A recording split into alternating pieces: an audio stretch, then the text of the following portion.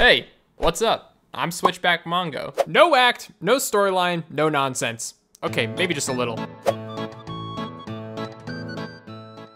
This is gonna be a lot of fun today. I'm making a dripstone farm. I need one if I'm gonna be making a lava farm pretty soon. And I think I'm gonna add it to the base. I think it's a good thing to put in the base, or at least attached to the base somehow. It's a type of build that I can't put in my nether project, even though it is going to be used for the nether project. So I figured I'd make it its own separate build. Plus it's just nice to get back to the overworld every once in a while. The nether's cool and all, but I mean, it's just so grim and dark, and the overworld's just so much more fun. Look, we got horses, cows, we got cows in the overworld, chickens in the overworld, zombies in the overworld. I guess I could bring all of these things to the nether though. I always have a lot more fun building here. And dripstone farms aren't that hard to build. I don't think this episode is gonna take me that long to make, but hopefully I'll have some time to get some good decorations for it going. There's a couple of different ways to construct them, but I think the simplest way to go is to just make the farm pretty much the same as a sugarcane farm, just upside down. Just like that, right on cue. I really just need to find a place to set up an array of observers and pistons that are set just behind some growing dripstone so that whenever it grows, the observer sees it grow and breaks it with a piston. And I was giving it some thought on where I should put it, and I had two different ideas. The first was in this big room here. I thought that I could find a way to make a dripstone farm in here that could be pretty cool. Way back when I built this room, I sort of sunk this courtyard space down below the frame around the outside. And I thought just adding this pouring water was good decoration, and I like it, but I thought what I could do is turn this whole wall around the courtyard into a dripstone farm. It'd be really big, it would definitely be efficient. But the only thing is that I like the way the blue looks around this courtyard, and I know that I could put the dripstone farm behind blue glass, but I don't think it would look the same anymore.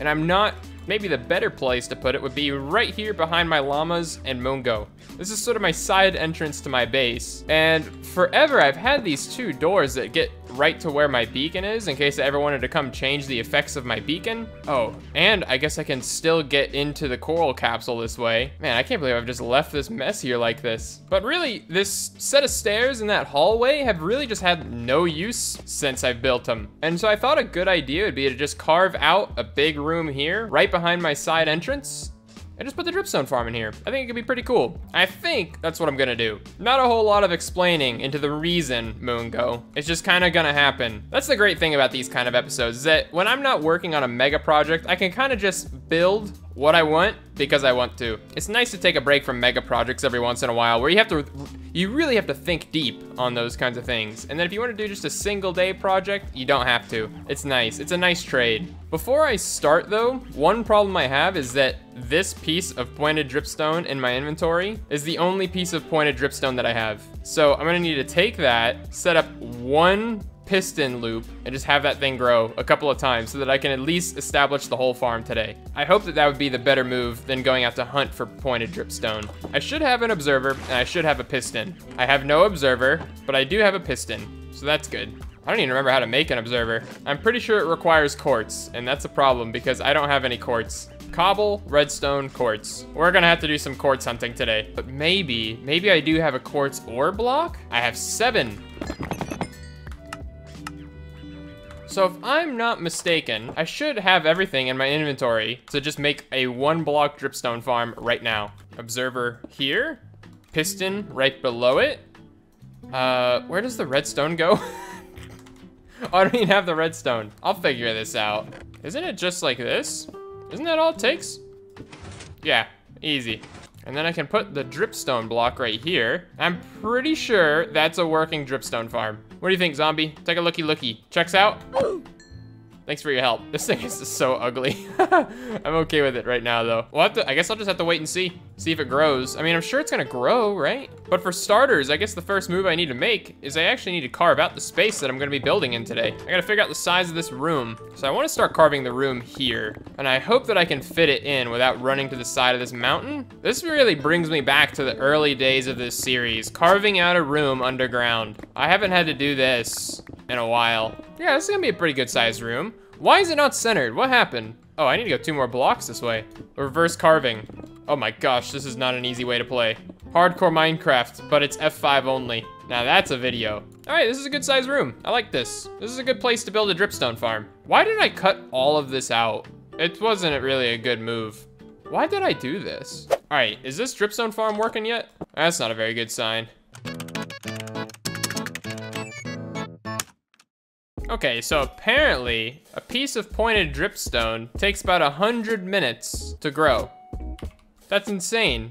That's crazy. That's 5 in-game days. That's unreal. This farm's not gonna be the fastest thing in the world, is it? I also just realized that I'm probably gonna have to do a hopper minecart system for this instead of a water flow system like the sugarcane farm, because I know that I can have it grow up from the floor, but I didn't want to have to do that. Trying to plan this stuff is hard. So this will be the size of the room. And then down here is going to have to be dripstone. Below that is going to have to be the hopper minecart. And so then underneath, I need to have the hopper minecart drop stuff off somewhere. So I think I should dig the center of the room down. Maybe I'll have the hopper minecart drop things off at the end of the line here. That could be a good play. I don't know, dude. Planning's tough. I could have all the dripstone drop off right here on these 2 blocks. This is where I could place the chest to have it drop off at. How many observers and how many pistons am I gonna need? I need 80 pistons and 80 observers. Let's see what I have in the auto sorter that I can make. I can make 80 pistons, correct?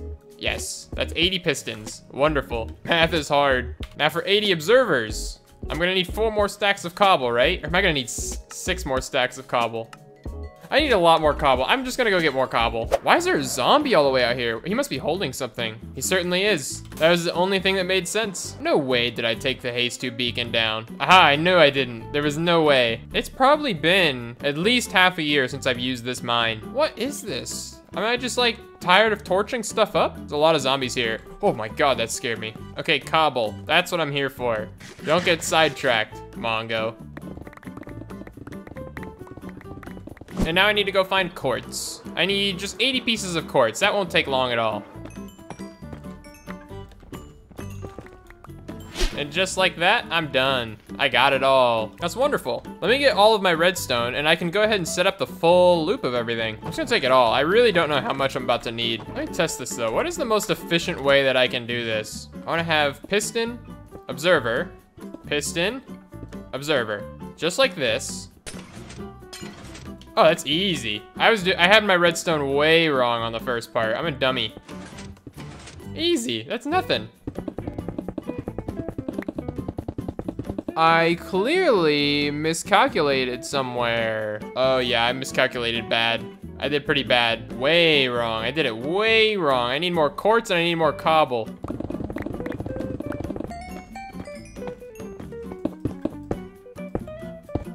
Now I just need to place the observers and I'll be good to go. It's gonna be a little bit harder to place these though, but I think this will work. Oh yeah, works perfectly. Just looking at this makes me claustrophobic.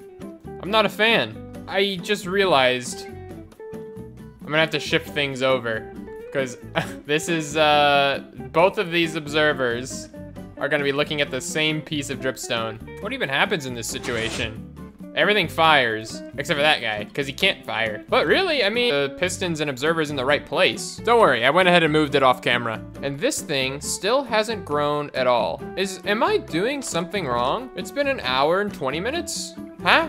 Let me go ahead and place my stack of dripstone here, I guess. I already kind of like the way that looks. That dripstone's actually a nice trim around the top. I kind of like that. I need to go buy a lot more though. I can buy it from my masons out at the ocean monument. I'm glad that I'm finally gonna be putting that thing to use. What are you doing all the way out here? Why are you here? Is there a monster in your house? No?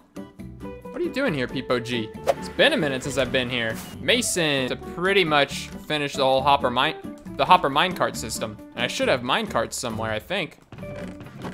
Aha, finish the dripstone around the top. I like it, it looks pretty cool. Then I gotta place the hoppers first, then the rails on top. Okay, that should work.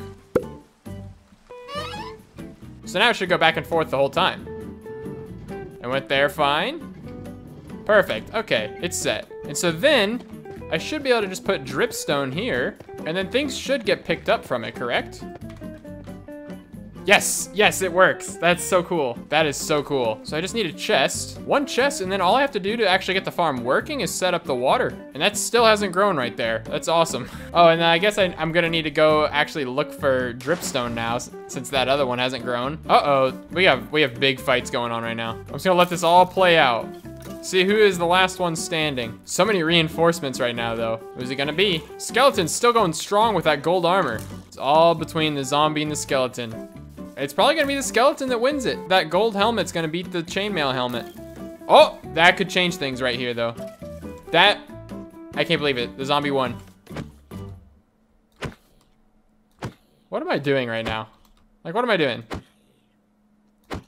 I'm working on a dripstone farm, that's what.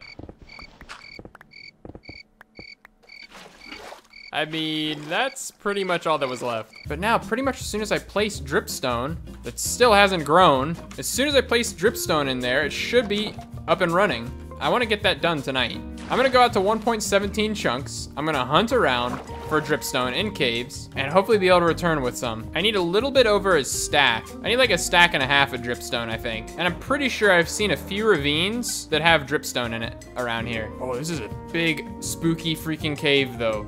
What the heck, this is scary.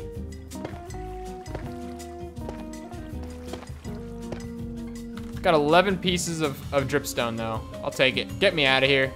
Find me another cave. Oh, I hear lots of mobs in this one. Why are there so many mobs? What the heck, there's so many. Oh my God.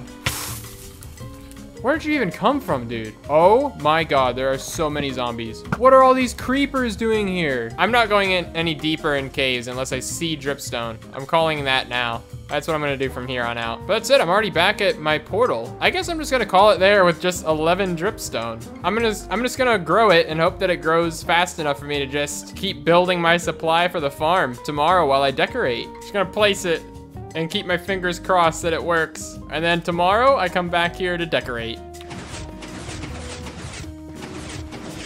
I kind of just like want to sit here and watch it to see if it grows. But that's like watching paint dry. That's not something that you do in the game. Wait, why did it just pulse? Wait, how did what? Those grew instantly, what is that? Meanwhile, I'm like 95% sure that this one still hasn't grown at all. I must have done something wrong with that one, but I don't understand what. But I can confirm it works. It has grown once. Actually, twice, technically. And that's sick. Unlimited dripstone coming my way.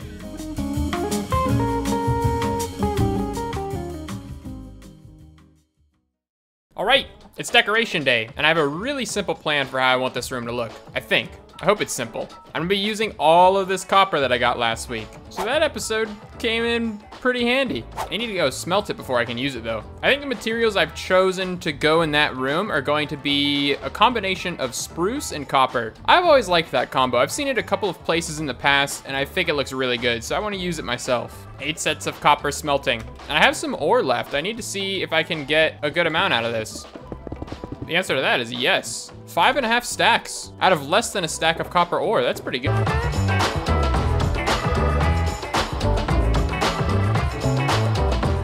Okay, I'm liking how this is looking so far. I don't like the orange copper, the copper. I want it to be the waxed, or not waxed. I want it to be weathered, oxidized. I think the blue would look pretty cool in here, contrasting with the brown of the dripstone and the spruce. But I guess that's just gonna take some time. I'll just have to wait it out. I'm definitely gonna have to get more copper though.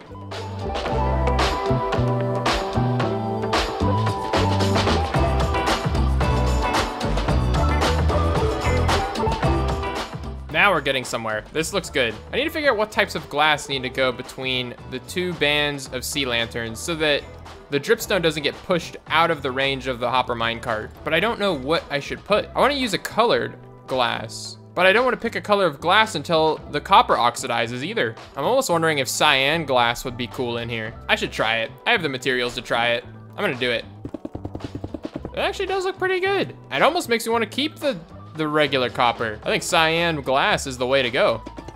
Just like that, I am out of copper, and I need some. I like the way this is looking though. This first floor is going pretty well. I have an idea for what I want to do with this ceiling too that I think could be pretty cool. Downstairs, I'm not so sure about. That's gonna be a little bit harder. Okay, I need to go mine for more copper.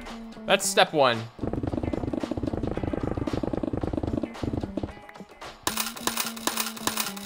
That's 9 stacks. That's a whole stack of blocks.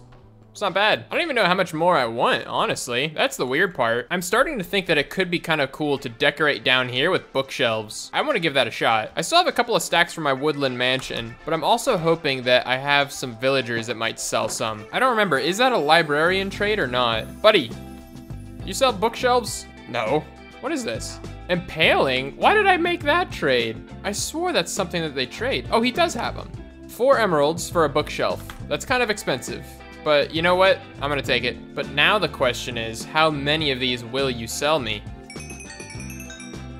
Not a whole lot. At least I know it's possible to get bookshelves. Oh, I need ladders too. I can craft ladders.